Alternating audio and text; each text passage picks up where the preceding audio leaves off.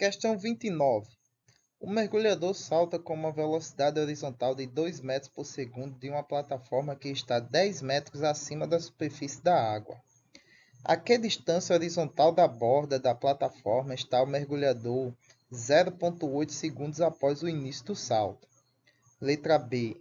A que distância vertical acima da superfície da água está o mergulhador nesse instante? E letra C. A que distância horizontal da borda da plataforma o mergulhador atinge a água? Então, nós temos o seguinte aqui. Nós temos um mergulhador que salta com uma velocidade horizontal, ou seja, o vetor velocidade no eixo x é de 2 metros por segundo e a altura em y é de 10 metros. Na letra A, ele pede o seguinte: a que distância na horizontal da borda da plataforma está o mergulhador em 0,8 segundos após o salto? Então, mais uma vez, independência dos movimentos nos eixos. Como a gente quer na horizontal, não há aceleração, a gente assume que não há aceleração influenciando nesse movimento, então a gente tem um movimento uniforme em x. E a nossa velocidade a gente já tem o vetor velocidade nesse eixo. Então, simplesmente aí, função horária do deslocamento uniforme. A nossa posição inicial vai ser 0, né, que é a borda da plataforma, vai contar como sendo o nosso zero, a nossa origem, tanto para x quanto para x, na verdade. Para y não, vai ser o 10, né, que ele está 10 metros acima do espelho d'água, então a nossa origem vai estar ali na água, né? Mas no eixo do eixo x, a nossa origem ali é a borda da plataforma, o zero do nosso x. Então, nós temos aí, substituindo os valores, nós temos a velocidade, que é 2 metros, e o tempo após o salto, 0,8 segundos. Então, a gente tem aí uma distância da plataforma de 1,60 m. Então, essa é a distância do mergulhador para a borda da plataforma após 0,8 segundos. A que distância vertical acima da superfície da água está o mergulhador também nesse intervalo de tempo, nesse instante de tempo, na verdade, não intervalo, instante. Eu estou acostumado a dizer intervalo, que eu quero dizer intervalo. Nesse instante de tempo. Então, eixo Y, movimento uniformemente acelerado. Então, equação da função horária. Então, nós temos ali a velocidade inicial é zero, porque ele vai partir do repouso, a gente parte do repouso, porque ele vai dar o salto, na verdade, né?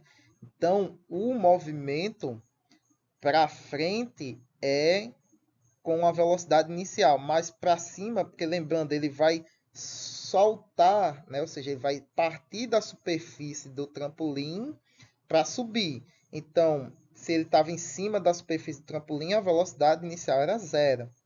Por isso que a gente elimina aquilo ali.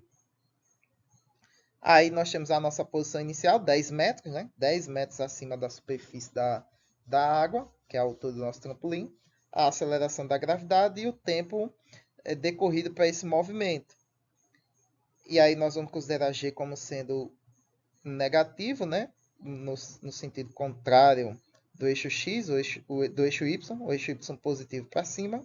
Substituindo os valores e resolvendo tudo isso aí, né? A gente vai ter aí 10 menos 3,14, o π, né? Deu coincidentemente o valor de π ali, né? Pelo menos até as duas casas decimal. Então nós temos aí uma altura de 6,86 metros. Então isso significa que em 0,8 segundos, isso significa que o mergulhador já está abaixo do trampolim. Então ele subiu e desceu e ficou abaixo do trampolim nesse instante de tempo. 6 metros e 86 centímetros. Na letra C, ele pede o seguinte: a que distância horizontal da borda da plataforma o mergulhador atinge a água? Bom, então aí a gente tem que calcular antes, né, o tempo de queda, né, para o nosso mergulhador. Então vamos usar a mesma equação do movimento acelerado, a nossa função horária do movimento acelerado em y, para calcular o tempo de queda. Então, substituir os valores aí. o nosso x final vai ser 0, né, que é o nosso ponto final, e o nosso ponto inicial é os 10 metros. Né? E aí a gente faz as substituições, aí resolve aí essa raiz, né, e as multiplicações e divisões que tem dentro da nossa raiz. Então a gente vai ter um tempo aí de 1,43 segundos até ele atingir a superfície da água. Dessa forma, né, como ele vai levar 1,43 segundos para atingir a superfície da água, e ao mesmo tempo que ele cai, né, se movendo na horizontal, ele também se move na vertical, né? E na horizontal o movimento ele é uniforme, então velocidade média, né, para saber qual é a distância em que ele vai estar quando atingir a superfície da água horizontalmente. Então nós temos a velocidade em x, né, a velocidade horizontal com que ele se desloca, 2 metros por segundo, e o tempo que ele vai gastar se movendo nessa horizontal, que é o mesmo que ele vai levar para atingir a superfície da água. Então, nós temos 2 vezes 1,43. Então, ele vai cair a 2,86 metros de distância na horizontal do trampolim. Muito bem, pessoal, é isso aí. E até a próxima questão.